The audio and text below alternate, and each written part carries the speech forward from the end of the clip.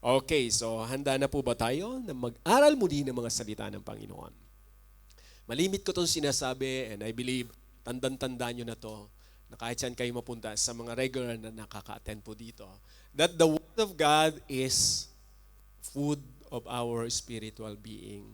Kaya ko ito laging sinasabi para nang sa ganun po, lagi ko kayong ma-remind na napakahalaga ng salita ng Diyos sa ating buhay. Because we have a spirit that comes from the Lord. Yung pong buhay na binigay sa atin ng Diyos, espiritu yon. At yung spirit na yon nangangailangan ng salita ng Diyos. Pagka po ang ating espiritu ay patuloy na napifeed ng salita ng Diyos, ang pananampalataya natin sa Panginoon ay nagiging matatag. Malinaw sa sinabi ng Panginoon, faith comes by hearing and hearing by the Word of God. Pag ang ating pananampalataya ay nagiging matatag, anumang laban sa buhay na to, tutulungan tayo ng Panginoon na maging matatag. Kaya po ang encouragement ko, lagi po natin na pakinggan at pag-aralan ang salita ng Panginoon. Amen? Okay, so again, let me begin with this question. Have you ever realized that following Jesus is not simply believing in Him, but actively continuing the very mission He proclaimed? Dumating na ba yung pagkakataon sa buhay natin na nasabi mo sa sarili mo, oo nga no. Kaya pala ako tinulong ng Panginoon na magtiwala at iligtas niya, mayroon pala siyang plano sa akin na ipagpatuloy yung ginawa niya. At kasama ako ron. Isang bagay po na napakaganda na makita natin sa ating buhay, pagka po tayo ay naniwala sa Panginoong Hesus, nagtiwala sa Kanya, mayroon siyang plano para tayo ay makasama niya sa bagay na sinimulan niya sa mundo na to. Po yung gusto ko na ating matutunan sa mga sandali po ito. And there's a title that I'd like you to remember in this conversation is this: Jesus' mission and ours. Jesus' mission and ours. Dumating na ba sa ating kaisipan na, ba't kaya si Lord nagkatawan tao, tapos niligtas niya kami? Ano pa kaya ang pwede nating magawa?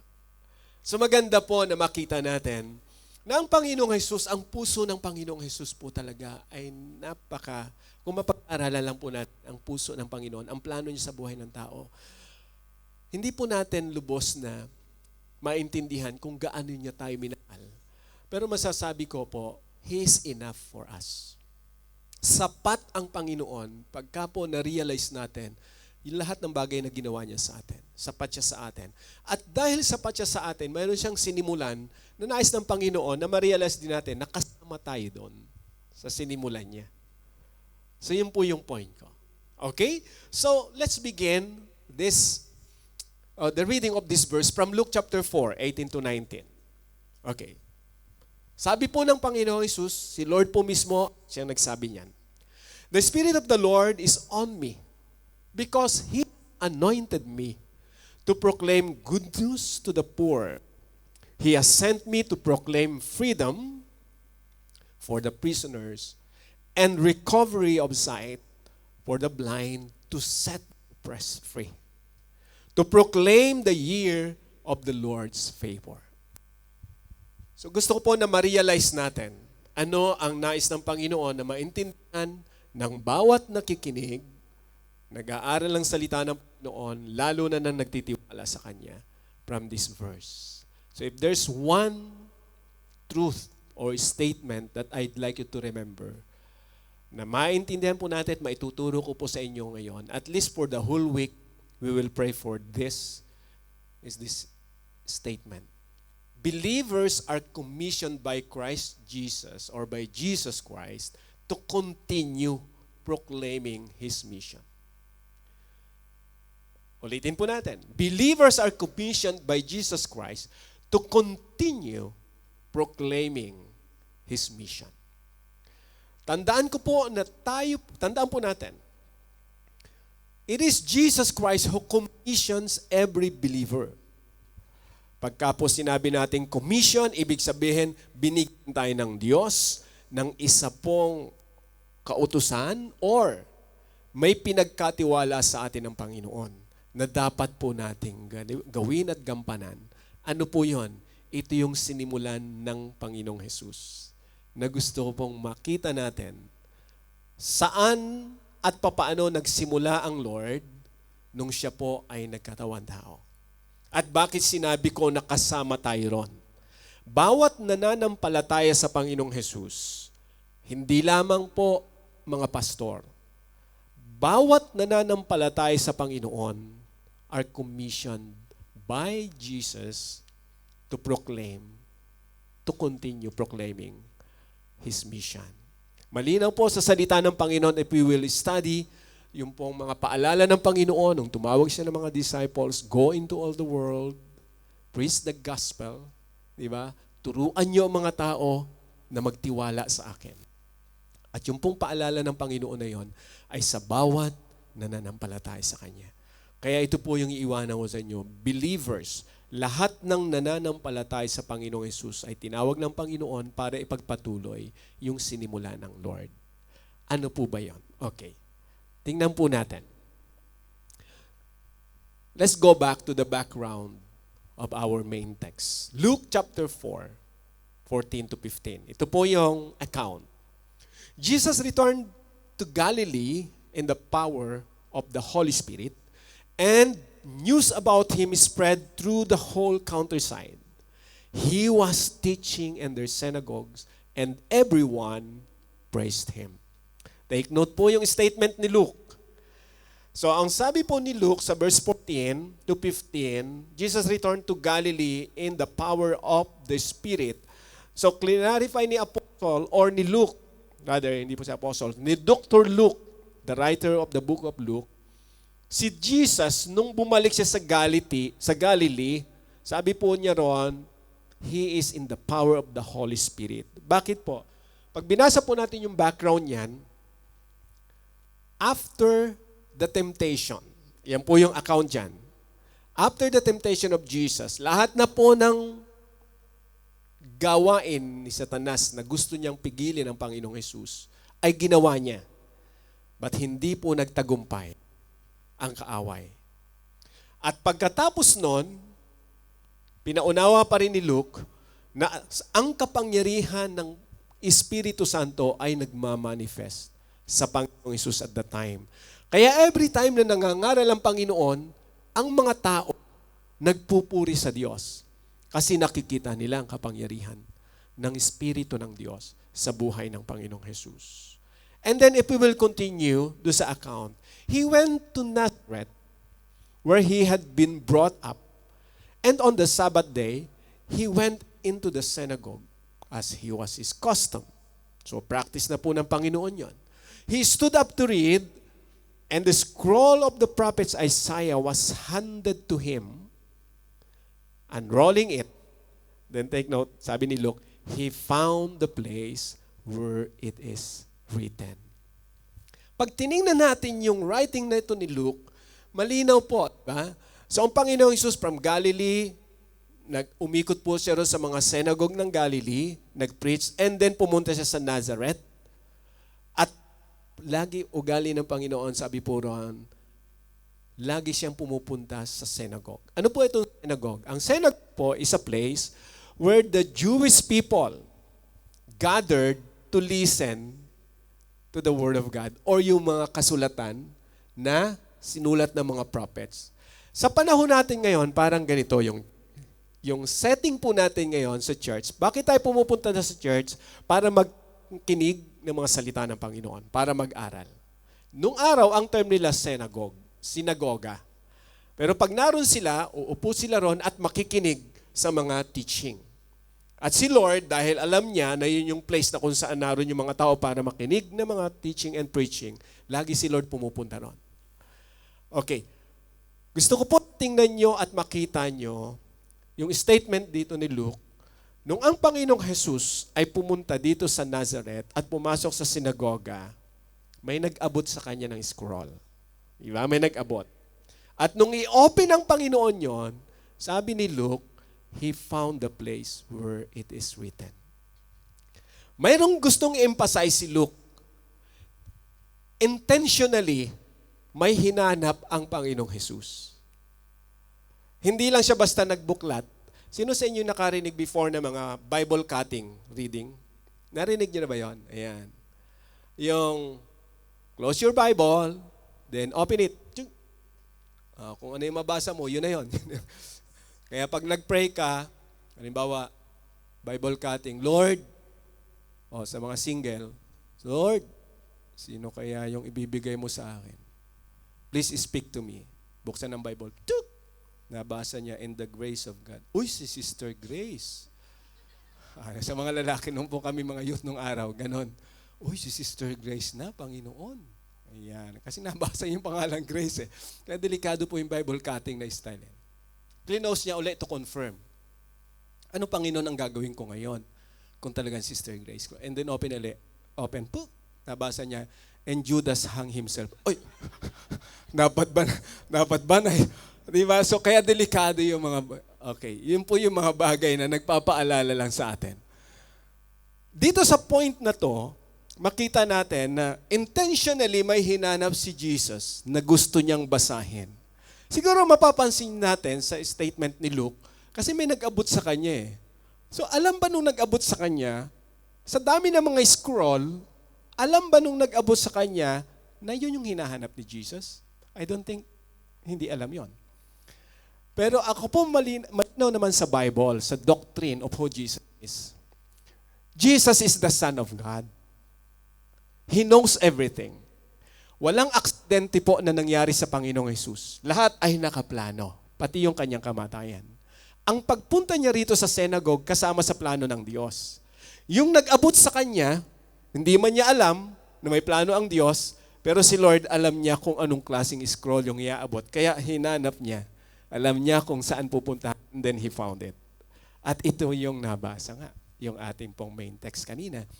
Si Lord nagsabi, asa niya, the Spirit of the Lord is on me because He has anointed me to proclaim good news to the poor.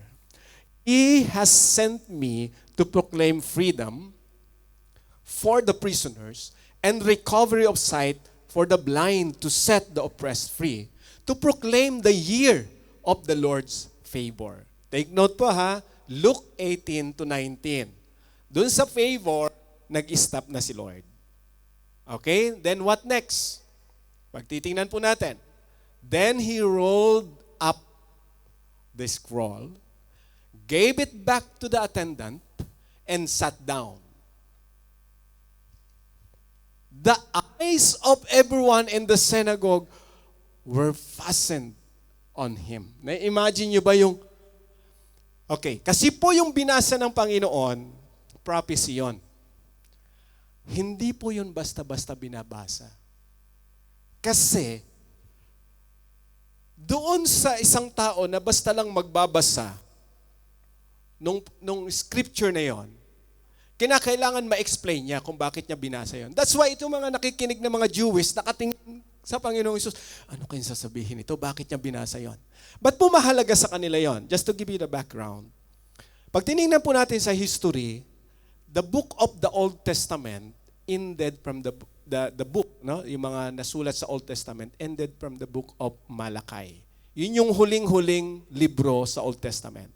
And then sa New Testament, Matthew nagsimula. Okay, para po meron tayong idea. In between ng Malachi to Matthew, 400 years yung gap, wala pong propeta na nangangaral. Silent period ang tawag ng mga Bible scholar. Walang sumisigaw, walang nangangaral about God.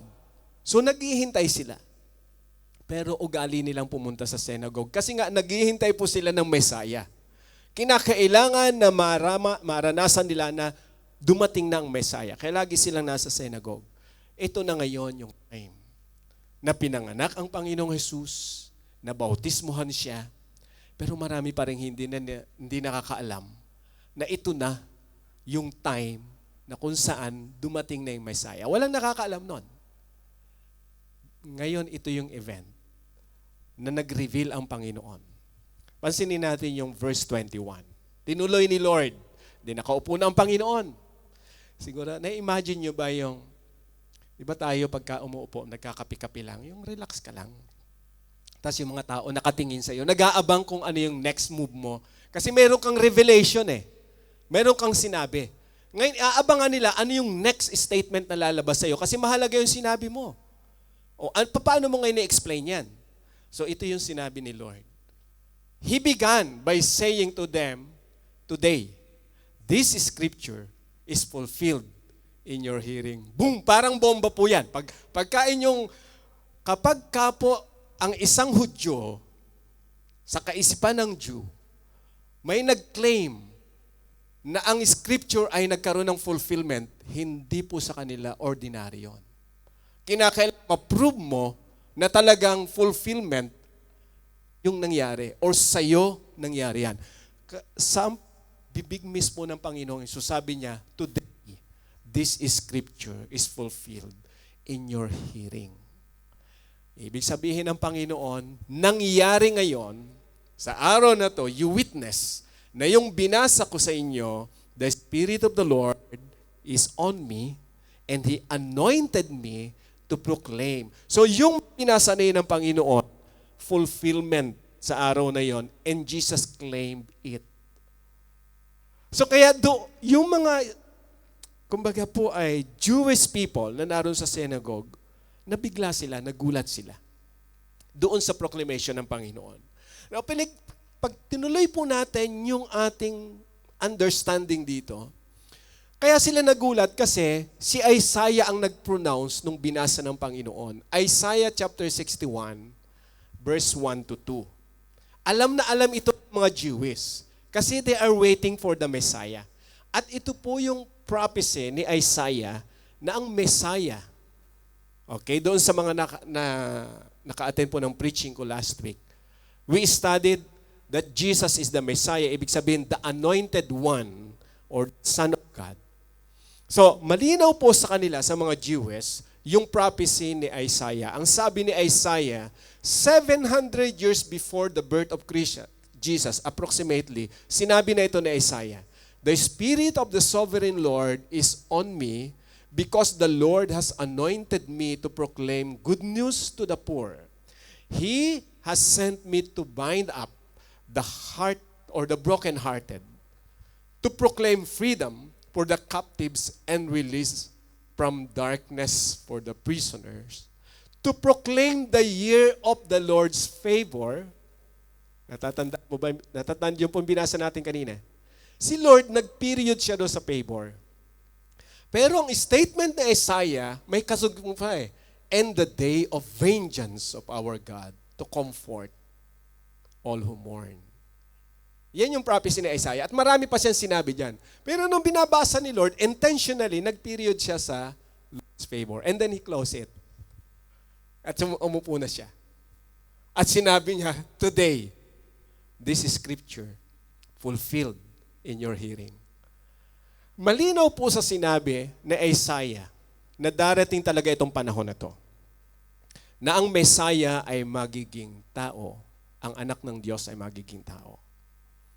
At nung nakikinig po, ito po mga Jewish people, pansinin niyo po yung setting, no? Sila pumupunta sa synagogue para matuto. Pero nung ang Lord ay nagturo at claim ng Panginoon that He is the Messiah, the fulfillment of the prophecy of Isaiah, iba yung naging reaction ng mga Jewish. Makikita natin na yung expectation tayo po bilang tao, okay, ilagay natin yung kalagayan natin bilang tao.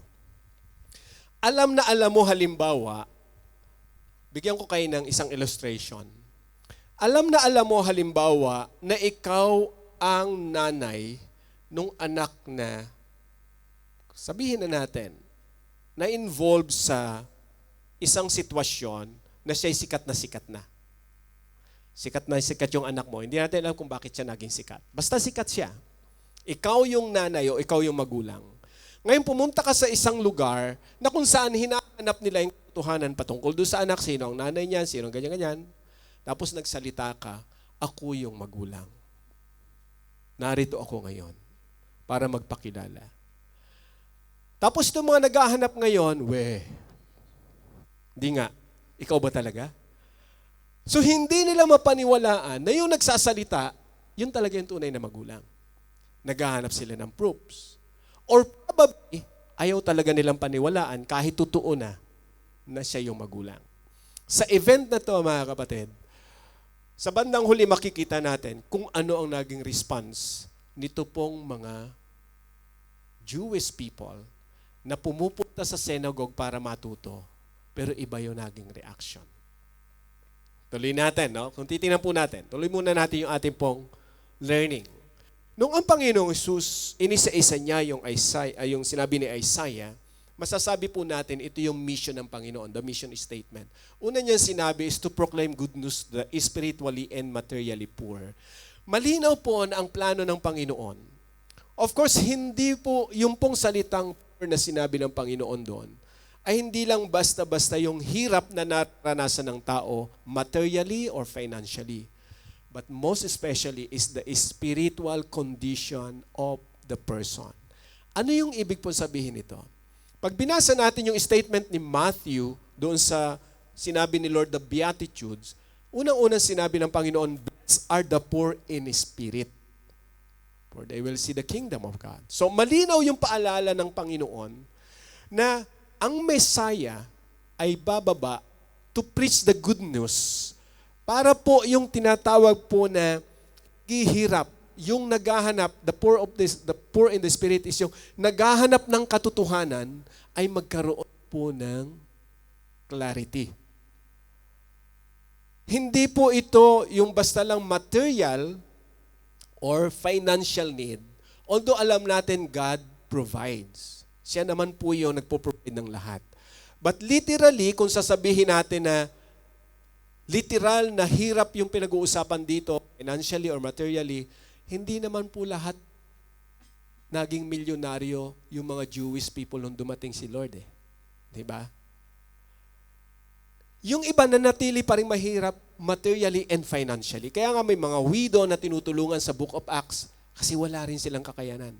Ibig sabihin, no, sinabi ni Lord na proclaim the good news to the people or to people regarding spiritual and material condition, ang katunayan po niyan is upang magkaroon ang tao ng tinatawag po na confidence o yung kalagayan sa ating kaisipan about the good news that the plan of God for all of us who believe in Him is perfect for us. Ibig sabihin, perfect in a sense that He is able to provide whatever we need. So hindi po ito yung klase ng, kumbaga ay, pag nakilala natin ang Panginoon, okay, payayamanin tayo ng Diyos kasi from poor to riches. Hindi po ganun ang point ni Lord dito. Kundi ang tayo ay magkaroon po ng isang klase ng kaalaman dahil tayo po ay naghahanap. God will satisfy us in that condition. Yung poor in the spirit. O yung sinasabi ni Lord na proclaim the good news to the poor, ibig sabihin the Lord will satisfy us. At pag tinignan po natin yung sumunod, malinaw po yung sinabi ng Panginoon, to heal hearts broken by sin, suffering, and failure. So nais ng Panginoon na ma-realize ng mga tao, kaya ang Messiah naging tao ay upang pagalingin kung ano man yung mga broken-hearted po natin. Yung mga naranasan natin, lalo na dahil sa pagiging makasalanan po natin. Aminin natin sa hindi, lahat po tayo nagkasala. That's the point. So sabi ng Panginoon, siya lang ang pwedeng magpatawad ng kasalanan. Pag sinabi ni Lord na to heal, ibig sabihin, mayroon po tayong kalagayan na kung hindi tayo mapapagaling ng Diyos, mananatili tayo may karamdaman at pwedeng mamatay. Hindi po physical ang pinag-uusapan dito, but the spiritual condition or status of the person. Yung kagalingan na sinasabi ng Panginoon dito ay yung pong condition natin na tayo po ay nagkasala sa Panginoon, malayo sa Diyos. So si Lord ang siyang pwede lang gumawa para tayo ay magkaroon ng kagalingan. Totoong kagalingan, kapatawaran sa ating mga kasalanan. Suffering. So, literal na suffering yung ating nararanasan sa buhay. Nagsasuffer tayo, for example, nagkaroon ng broken relationship, misunderstanding. That's suffering. Part ng suffering yan. Na-terminate tayo. Grabe yung kalagayan ng ating puso. Hindi natin matanggap. Lord, sa dinami-dami ba naman ang matiterminate ako pa? Samantalang napakaayos naman ng aking pamumuhay sa iyo. Every Saturday o every Sunday, nasa Win nga ako, Lord. Umaattend nga ako ng church sa Win eh. Kilala ko si Pastor June pag nagpipreach yan. So, ibig sabihin, para bang sa ating idea, lagi naman tayong present, lagi naman tayong pumupunta sa church. Pero bakit tayo nagsasuffer? The Lord will heal or give us an understanding bakit pinapahintulutan niya yung suffering. Kasi dati wala sila pong ka-idea. Sinisisi nila ang Diyos. But today is different. Because of Jesus, we have the Holy Spirit now to reveal to us why He allows suffering. At marami pong pagtuturo ang Panginoon. Why He allow failures. So, ganun po natin makikita kung paano yung sinabi ni Lord na to heal broken-hearted. Ibig sabihin, siya ang magbibigay po sa atin ng pangunawa para ma-overcome natin anumang bagay na na-experience natin sa buhay na to. Because on our own understanding, mahirap po. Mahirap labanan anumang na-experience natin sa buhay na to. Maghihirap ka ngayon, ang hirap intindihin bakit may kahirapan pa. Pwede naman lahat mayaman na lang eh. Di ba? Para lahat, kung ano yung gusto mong bilhin, di mabibili mo. Dahil mayaman ka eh. Pero hindi po assurance yan na kung may pera tayo, masaya tayo. Di ba? So doon natin makikita na si Lord lang ang pwedeng magbigay ng tunay na kagalingan. At makikita rin natin sa statement ng Panginoon to liberate those captives or captive to sin and spiritual bondage. Ito yung freedom. Bakit ito sinabi ng Panginoong Jesus? Ang tao po ay walang kakayanan, kalakasan to fight against sin. Huwag po nating isipin na kaya nating labanan ang kasalanan. No. Ilan sa atin nung high school or elementary gumagawa ng New Year's resolution? Magbabago na ako. May New Year's resolution. Di ba? Siguro familiar kayo nung elementary high school kami, lagi kami may New Year's resolution nun eh. Pagkasulat pa lang, minsan nawala na yung idea ng pagbabago, di ba? O yung iba naman, medyo may grace period. After for how many days, okay pa. Pagkatapos nun, balik na naman sa normal. Ibig sabihin, tayo po bilang tao, although gusto nating magbago, pero hindi po natin kaya sa sarili natin. Sino lang ang pwede makakapagpalaya sa atin? Ang Panginoong Jesus. Bakit sinabi ron na bondage? Kasi po, tayo po talaga ay kagaya ng alipin. Aminin man natin sa hindi, ang terminology ng Diyos, tayo po ay naalipin ng kasalanan. Yung pagiging slave to sin, ibig sabihin, hindi mo ginusto, pero napunta ka sa ganung kalagayan, sa slavery. Pagiging alipin po ng kasalanan. Sino ba ang gusto na maghirap? Wala naman, di ba? Gusto natin lahat maging maayos ang buhay. But the works of the devil, di ba, victimize us. Tayo po ay naging mga biktima sa ating po mga pagkakamali. Si Jesus lang po ang pwedeng magpalaya sa atin sa ganong kalagayan. Ano pa yung pangako ng Panginoon? To restore spiritual sight and kingdom hope to all. Pag sinabi pong restoration, spiritual sight, ito po yung condition na ang tao po, by nature, hindi natin naiintindihan ang spirituality patungkol sa Diyos. Pagka sinabi pong spirituality or spiritual side, ito po yung mga bagay, yung sinabi ng Panginoon sa kanyang mga salita. Kaya di ba lagi kong sinasabi before I preach, the Word of God is the food of our spiritual being. Because the Word of God is spiritual. Ang problema ng tao ay kung paano intindihin ang salita ng Diyos. Ngayon, minsan, naintindihan natin, pero isa pang problema natin ay kung paano sundin. Dahil wala tayong kakayanan na sumunod sa Diyos. Kailangan natin ang kalakasan mula sa Kanya. Gusto ni Lord na ma-restore yun. Gusto ng Panginoon na ibalik sa atin yung tinatawag na spiritual sight. Pagka sinabi pong spiritual sight, ibig sabihin, pag nakinig tayo ng salita ng Panginoon, nag-aral tayo ng salita ng Panginoon, the Lord enlighten us. binibigyan tayo ng Panginoon ng isang kaalamang espiritual na ipapaunawa niya sa atin, anak, ito yung dapat mong gawin sa buhay mo. At pag tayo sumusunod doon, that's the time na overcome natin kung ano man yung mga bagay, lalo na yung kasalanan sa mundo na to. The second thing is the kingdom hope na tinatawag po.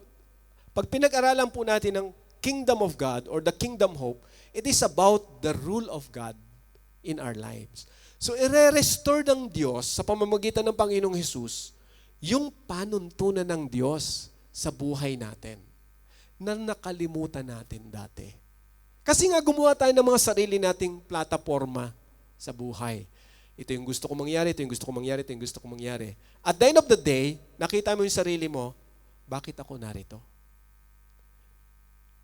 Minsan, nagdadalawang isip ka, ito ba yung ginusto ko? Or parang hindi ko yata ginustong mapunta ako rito. Pero bakit naroon tayo? It is because blinded po tayo ng mga katotohanan about God. Aminin natin sa hindi. Without the Spirit of God, we are blinded about the truth of God. Pag hindi natin yan naamin, ibig sabihin, blinded talaga tayo. The mere fact na sinabi mo, halimbawa sa puso mo, hindi ako bulag. Ayun ang katotohanan, na bulag ka nga. Kasi hindi mo naintindihan, hindi mo nakikita. Spiritually, hindi ka bulag physically. Hindi, pastor, kitang-kita ko. O basang-basa ko. Yes, basa mo. But you don't fully understand the plan of God. Yun po yung term na spiritual sight. Ipapaunawa sa atin ng Panginoong Hesus yung hindi natin naintindihan. Kaya minsan, masasabi na natin sa buhay, ay, kaya pala. Doon mo lang naintindihan. O, bigyan ko kayo ng example. I believe lahat tayo dumaan dito. Dati nung hindi natin lubos na kilala ang Panginoong Hesus, pagka tayo ay nagkamali or may nagawang kasalanan, halimbawa, ginawan ka ng mali, ang gusto mo gumanti. Hindi ka papayag na hindi makaganti. At kung lalagyan mo ng level yung ginawa sa'yo, halimbawa, ginawan ka ng level 1 to 5, gusto mo maging 1 to 10 yung ibabalik sa kanya. Kasi ayaw mong magpaapi. Nature po yan ng tao. Bata pa lang nagmamanifest na yan sa bata. Huwag natin sabihin na tayo napakabait. Dahil the mere fact na sinabi mo, mabait akong tao, wala akong ginawa, yun yung tatawag na spiritual blindness. Na hindi natin maamin ang katotohanan sa sarili natin na wala po tayong kakayanan. Maliban na ang Panginoong Hesus, bigyan tayo ng pangunawa. Anak, ito yung buhay mo. Humarap ka sa salamin, makikita mo kung anong damit mayroon ka. Spiritually, humarap ka sa salita ng Diyos. Ipapaunawa sa iyo ng Diyos kung anong buhay mayroon ka. That is spiritual sight. And kingdom of God or kingdom hope to all, ibig sabihin, yung panuntunan ng Diyos sa buhay mo, ipapaunawa niya sa iyo yun. I-restore niya yung mga mali nating plataforma. Sabi nga, plataforma di gobyerno. Iko-correct ng Panginoon yon kung ano mang mga pagkakamali. Dahil siya ay may kapangyarihan. At ito yung napakaganda, to proclaim the year of the Lord's favor. Si Lord lang po ang makagagawa niyan.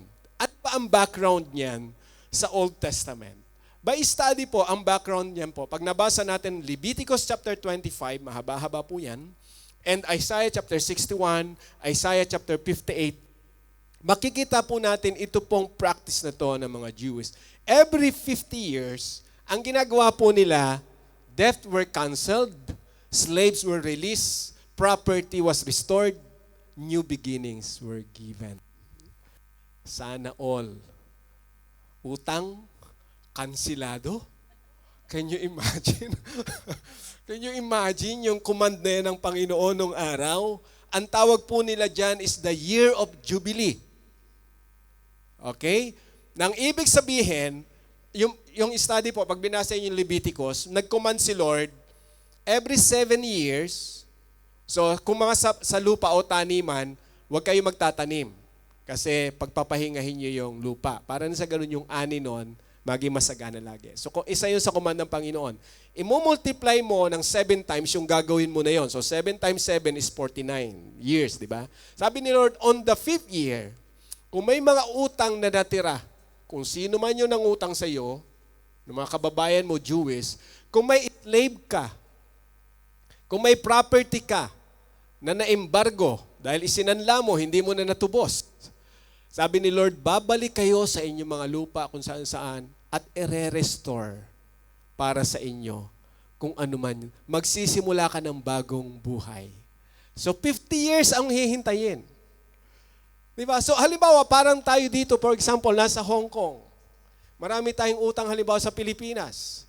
Or may utang ka sa Hong Kong. Maghihintay ka ng 50 years, grace period, after 50 years, babaliwalayin yung utang mo. O ilang taong ka na sa Hong Kong ngayon? 20 years. O another. Sabay ka na. So ilang taong ka na bago pa. Okay. So ganun po yung kanila pong, ang tawag nila is Year of Jubilee or the Year of the Lord. Now, sa Panginoong Hesus po, kaya niya sinabi yan, kasi yung favor ng Panginoon naman. Ang titingnan po natin. Jesus declared the ultimate Jubilee has arrived. Nung sinabi ng Panginoon, I will proclaim the year of the Lord.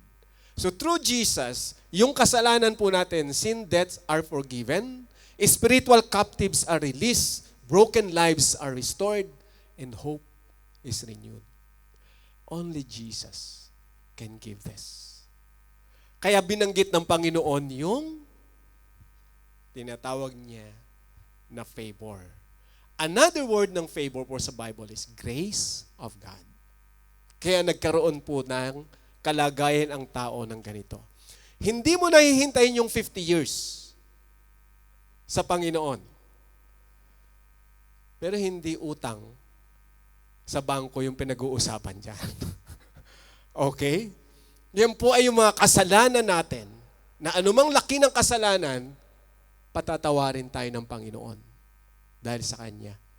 Spiritual captives, anumang pagkaalipin natin mula sa gawain ng kaaway, bondage of sin. Halimbawa po, tayo po ay hirap na hirap labanan ng isang klase po ng, kumbaga po, addiction, for example, isang bagay na hirap nating labanan, kasalanan, the Lord is able to release us from that bondage.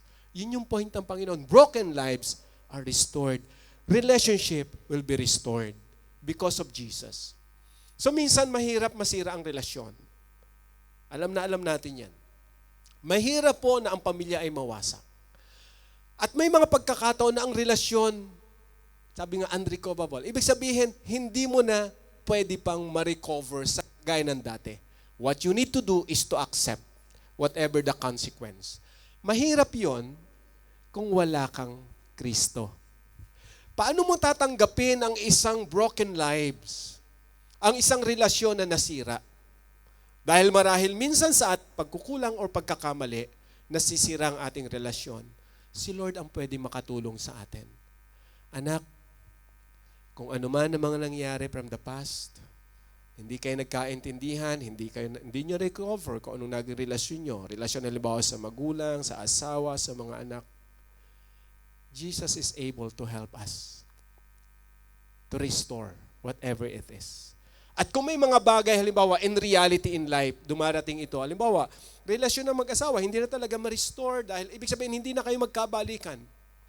Dahil sa mga decision na hindi na muli talagang, kahit saan mo tingnan, impossible na pastor, but the heart, the broken-hearted, kaya ni Lord i-heal para matulungan tayo na mapaglabanan natin at manatili tayo sa pagtitiwala sa Panginoon. Now, balikan po natin yung sinabi ni Isaiah kanina. Kung napansin niyo po, si Lord nag-stop siya doon sa favor, yung vengeance hindi na ginamit or hindi na binasa ng Panginoon.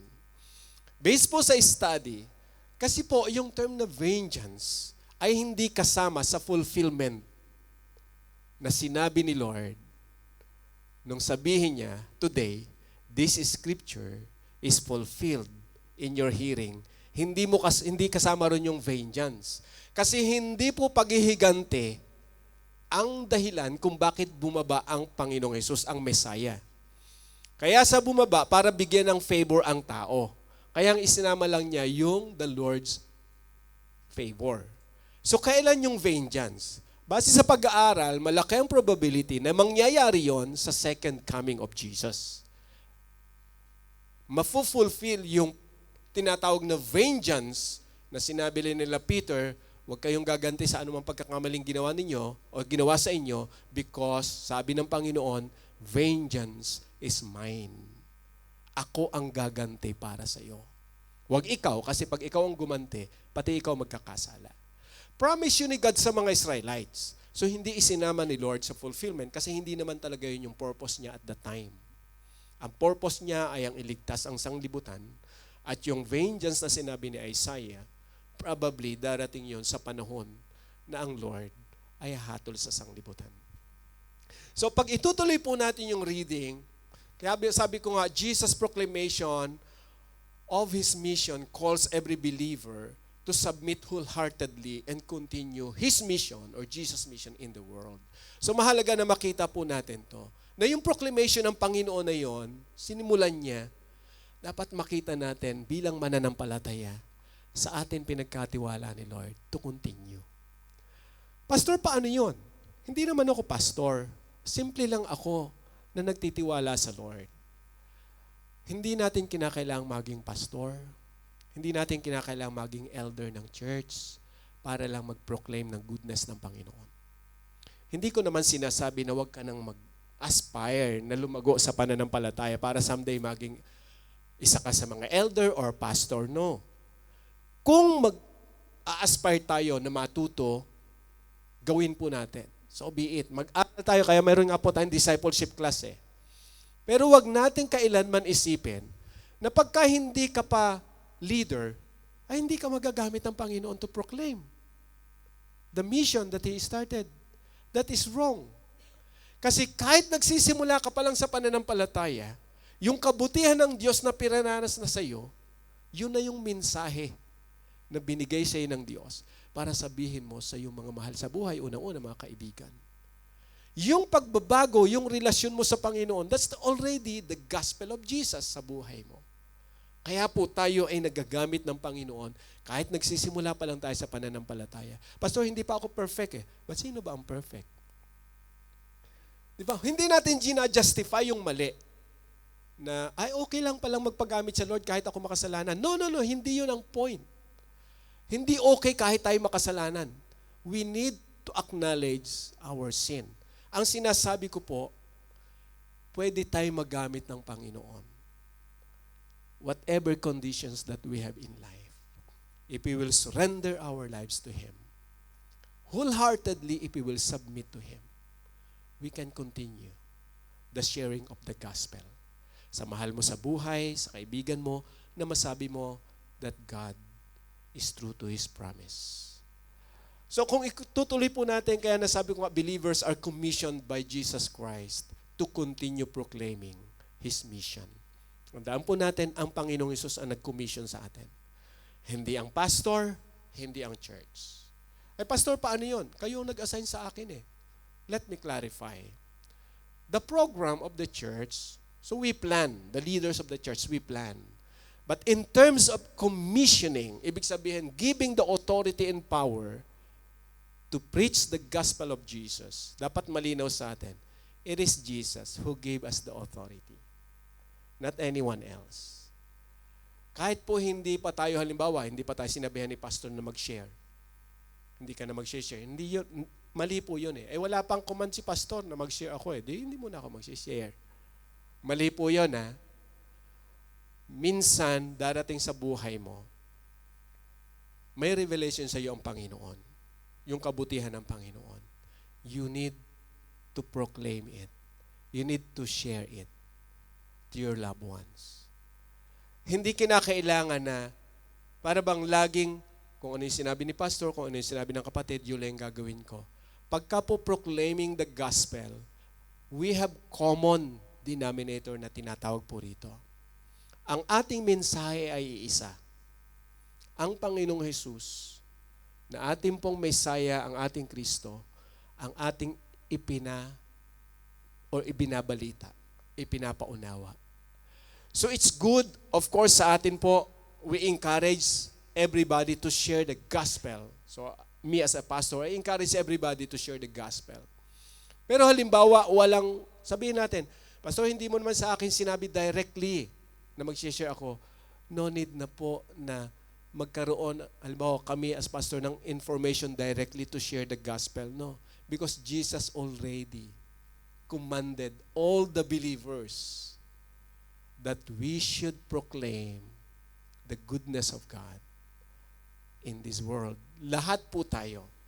And we are united to share the gospel of Jesus. Kaya po, pag tiningnan natin yung nangyari po doon sa event, matapos sabihin ng Panginoon, today, this scripture is fulfilled in your hearing. Ito po yung nangyari. All spoke well of him and were amazed at the gracious word that came from his lips. Isn't this Joseph's son? They asked. So na-imagine natin ngayon, nung marinig nila na sinabi ni Lord, today, this scripture is fulfilled in your hearing. Nagkaroon po sila ng question. Although maluma na yung pananalita ng Panginoong Hesus, but their question is this, isn't this Joseph's son? Di ba anak lang ito ng karpintero? Ang context po nito, bakit niya sinasabi na nagkaroon ng fulfillment yung prophecy ni Isaiah?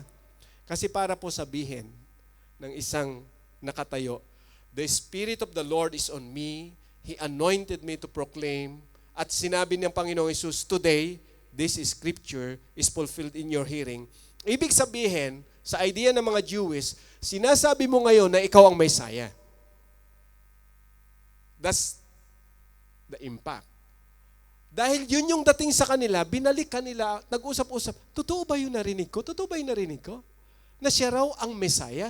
Di ba anak yan ni Joseph na carpenter? That's the event. Kine-question nila ngayon yung statement ni Jesus. Tuloy po natin. Alam ni Lord kung anong puso nila, then sinabi ni Jesus, Jesus said to them, surely you will quote this proverb to me. Physician, heal yourself.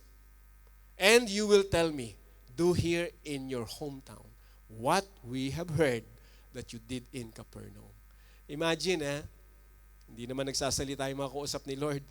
Sinabi na ng Panginoon yung nasa puso nila. It's a rebuke to them. So ano po ang sumunod po na po na? Truly I tell you, sabi ng Panginoon, He continued, no prophet is accepted in his hometown. Now, ang event na yan, para makita po natin yung clarity, ang kausap ni Lord sa synagogue, mga Jewish people. Pero alam ng Panginoon, kahit nasa synagogue sila, they are not willing to accept that Jesus na nangungusap sa kanila is the Messiah. Kita ni Lord yung puso eh. Kaya sinabi ng Panginoon, sasabihin nyo sa akin itong Proverbs na to.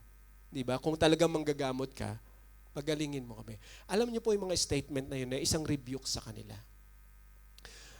Sabihin mo sa amin, inunahan sila ng Panginoon, sabihin mo sa amin kung ano yung mga pinagagawa mo sa Capernaum, diba? Gawin mo rin sa amin ngayon.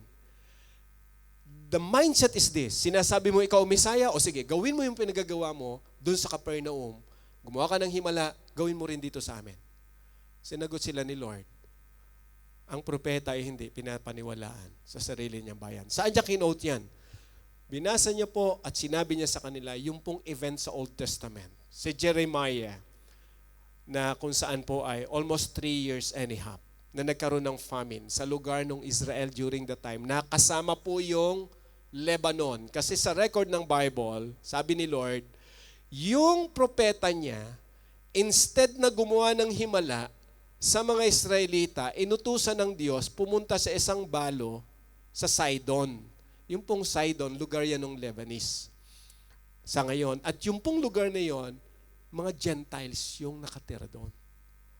Isa pa sa sinabi ng Panginoon, nung panahon ni Elisha, sabi ni Lord, kasama po dyan sa record, kausap niya yung mga tao sa synagogue, panahon ni Elisha, marami mga ketong, may sakit na mga Jewish sa panahon na yon. Saan ni Lord pinadala si Elisha? Sa Syria, na mga Gentile. Sino ang pinagaling ni Lord? Isang general na ang pangalan si Naaman. Pinagaling ni Lord ang isang Gentile na general. Ang point ni Jesus, bakit hindi sa inyo ginawa ng Diyos yon? Ang point ni Lord kasi hindi kayo naniniwala sa propeta ng Diyos na pinapadala sa inyo.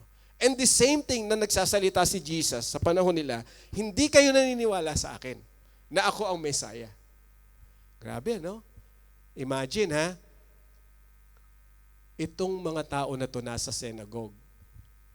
Sa generation natin ngayon, parang ganito po yan.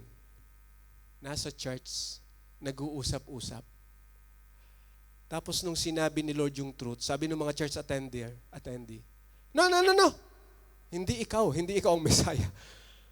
Laging pumupunta sa church, pero ang intention, hindi para matuto tungkol sa katotohanan about Jesus, kundi i-insist yung kanilang idea. Medyo mahirap yan, pero sa panahon po natin ngayon, ang lesson dito is this. Hindi ibig sabihin ang tao pumupunta sa church, ang puso niya ay gusto nang matuto patungkol sa Diyos. Generally po ang sinasabi ko, hindi lamang dito sa Winan Church, sa lahat ng churches. Kasi pag sinabi mong church-goer, ang connotation agad is godly. Kaya nga church, ibig sabihin, pinag-uusapan kasi dyan is God. So pag pumupunta ang tao sa church, godly yan. Pero dito po, sa event na tinuturo ng Panginoon, mga godly people itong kausap niya, pero hindi naniwala kay Jesus. Pwede mang mangyari sa panahon ngayon, na ang pumupunta sa church, pag nakarinig ng salita ng Panginoon, pwedeng i-resist niya yung Word of God. At sabihin niya, hindi totoo yan. So hindi siya ngayon makikinig. Kaya sabi ng Panginoon, hindi niyo ako pinapaniwalaan. At pag maraming mga salita, marami pang mga aral ng Panginoon, dahil sa katigasan ng inyong puso, hindi kayo naniniwala sa akin. Proven yung sinabi ni Lord. Anong nangyari? All people in the synagogue were furious when they heard this. Can you imagine? Instead na magpakumbaba sa Lord, I'm sorry. Lord, you are the Messiah. Hindi eh. Sila pa yung galit. Sila pa po yung, gamitin natin sa Tagalog yung term na mayayabang. Abay, nagalit pa sa Panginoon. Anong ginawa nila? They got up, drove him out of the town, and took him to the brow of the hill on which the town was built in order to throw him off the cliff. Grabe, na-imagine ba natin yung event? Na narito parang gano'n, nag-uusap-usap tayong gano'n, no? Tapos bigla lang nagtayuan lahat. Kinaladkad yung isang tao na nangangaral at dinala. Saan ba yung medyo cliff ang lugar dito sa... O dyan na lang sa may bridge. Dyan sa may bridge. So tulak ka namin. Kasi kung anong mga pinagsasasabi mo, hindi yan totoo. Ganun yung event eh. Papatayin nila ang Panginoong Hesus dahil lamang sinabi ni Lord, I am the anointed one. Papatayin nila. Hindi sila naniniwala that Jesus is the Messiah. Ano nangyari? But Jesus walked right through the crowd and went on his way. Wala silang magawa. Alam mo, na-imagine mo ba yung mga tao na gusto nilang itulak si Lord, pero anong force yung nagpigil sa kanila para hindi nila mapatay ang Lord? Sabi ni Lord, nung siya yung nagkatawang tao, I have the power and authority to give my life and to get it. Or, di ba? Mayroon akong kapangyarihan to give it and to get it again. Ibig sabihin dito sa event na to, hindi pa panahon at hindi ito yung time na dyan mamamatay ang Panginoong Hesus. Kinakailangan sa prophecy, sa cross. Kaya kahit anong galit ng tao, wala silang magawa. Itutulak na nila si Lord, hindi nila magawang patayin. Naglakad lang si Lord. Di ba? Lumakad lang siyang normal. Dahil ang katotohanan, hindi nila kayang hadlangan ang plano ng Diyos. Ano ang point niyan sa atin, mga kapatid? Bakit mahalaga ito sa atin? Sabi ko nga yung lesson dito, dapat sa puso po natin malinaw, totoo tayo. Ang pagpunta sa church is a good thing. Sabi ko po maganda na pumupunta tayo sa church. Pero ang unang-unang hinahanap ng tao pag pumupunta sa church ay yung puso na handang matuto patungkol kay Kristo. Dahil kung ang puso ay malayo sa Panginoon, kahit anong pag-aaral ang gawin natin, matapos man natin ang ating discipleship class, malaman man natin lahat ng pahina sa Bible, pag si Kristo hindi nakilala ng lubos.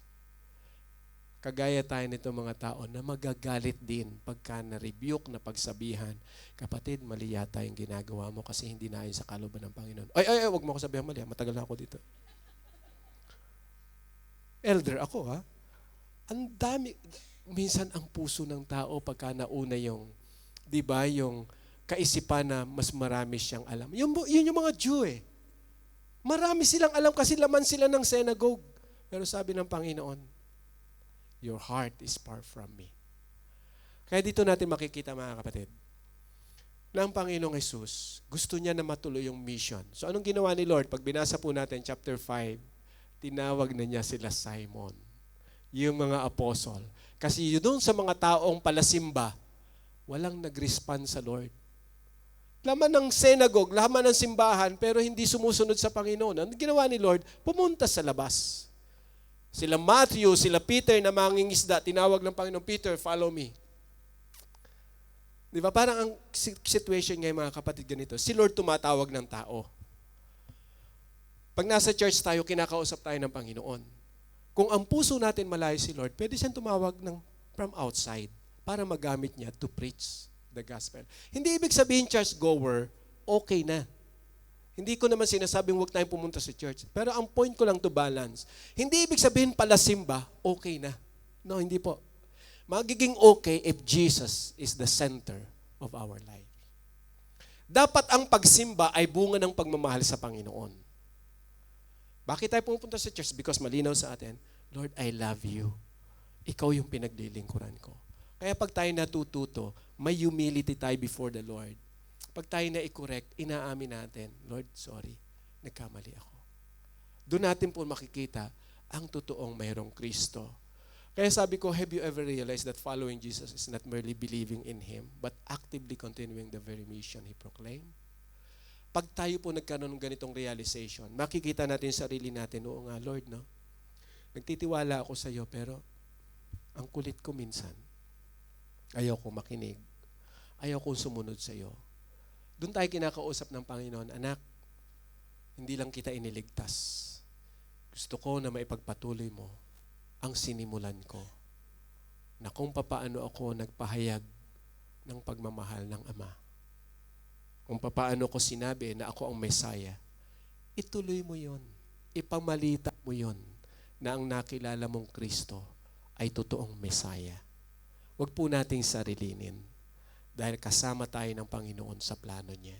Kaya sabi ko, believers are commissioned by Jesus Christ to continue proclaiming His mission.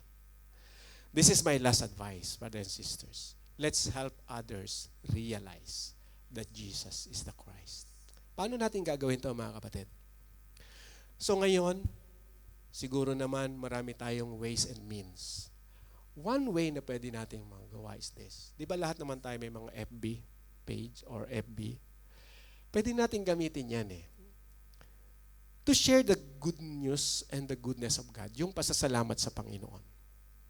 Instead na yung FB mo ay kung ano-anong laman, na nagiging sanhi parang ikasama ng loob ng mga kaibigan mo, palitan mo na lang. Help others realize that Jesus is the Christ. So kung yung ipopost mo hindi makakatulong, sarilinin mo na lang. Huwag mo nang i-post. Kung yun talaga yung gusto mo sa buhay mo, ay di sarilinin mo. Kung hindi related about Jesus, huwag mo nang i-post. Ibig sabihin, hindi naman kinakailangan mayroong name ni Jesus. Ang point ko, kung hindi makakatulong sa mission ng Panginoon na sinimulan niya, na maipakilala siya, may advice, sarilinin mo na lang. Kasi baka ang mangyari, post ka ng post, binalikan ka, inaaway ka ng mga kaibigan mo, paano mo i-share si Jesus? Ay, nag-aaway na kayo sa FB. So, nakukuha niyo po yung point ko. We are called by the Lord to share the gospel. Partner po tayo ng Panginoon. And that's my prayer, mga kapatid. Na yung desire po natin, magamit tayo ng Panginoon sa paraan na nais niya. Amen?